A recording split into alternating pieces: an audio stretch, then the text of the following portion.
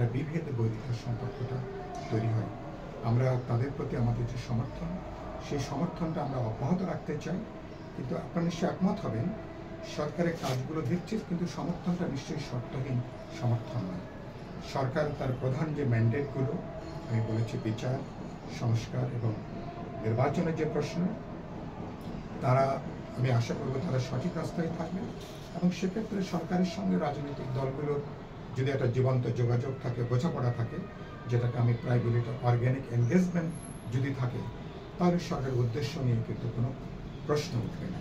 সেজন্য আমি যেটা বলতে চাই যে সরকার তাদের মধ্যে কাজ করতে গেলে ভুল হতে পারে, কাজ করতে গেলে সেখানে অনেক ত্রুটি দুর্বলতা হতে পারে। সরকারের সদিচ্ছা নিয়ে আমাদের বড় কোনো প্রশ্ন নেই। হ্যাঁ, তাদের অভিজ্ঞতা নিয়ে, দক্ষতা নিয়ে অথবা দূরদর্শিতা নিয়ে হয়তো প্রশ্ন থাকতে পারে।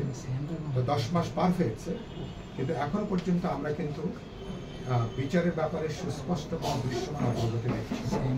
সংস্কারের ব্যাপারে ইতিমধ্যে অনেক মাস পার হয়েছে, আমরা এখন কিন্তু সে ব্যাপারে বলতে পারেন দৃশ্যমান কোনো কার্যকারিতা দেখছে না।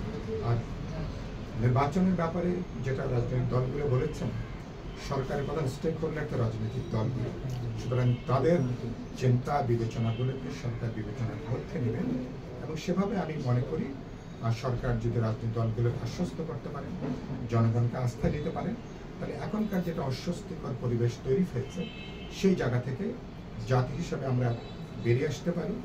আমরা আমাদের গণ অভ্যুত্থানের মধ্য দিয়ে ঐতিহাসিক সম্ভাবনা তৈরি হয়েছে। আমাদের কারো অতিকথন, আমাদের কারো বাড়াবাড়ি, কারো হটকারিতার জন্য এবং আমাদের কারো কোনো ব্যক্তিগত গোষ্ঠীগত এজেন্ডার জন্য এই অভ্যুত্থানের অর্জন কোনোভাবে যদি বিনষ্ট না হয়, সেটাকে আমাদের রক্ষা করা দরকার।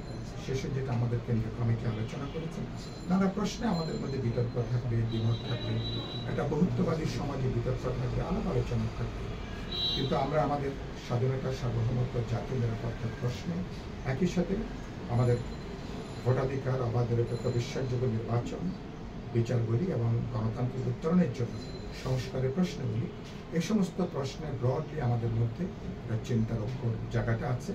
আমি মনে করি আলাপ আলোচনাটা হবে, ঐক্যটা কত বেশি বাড়িয়ে তোলা যায়, ঐক্যটাকে কত বেশি এটাকে আমরা কার্যকারী করে তুলতে পারি।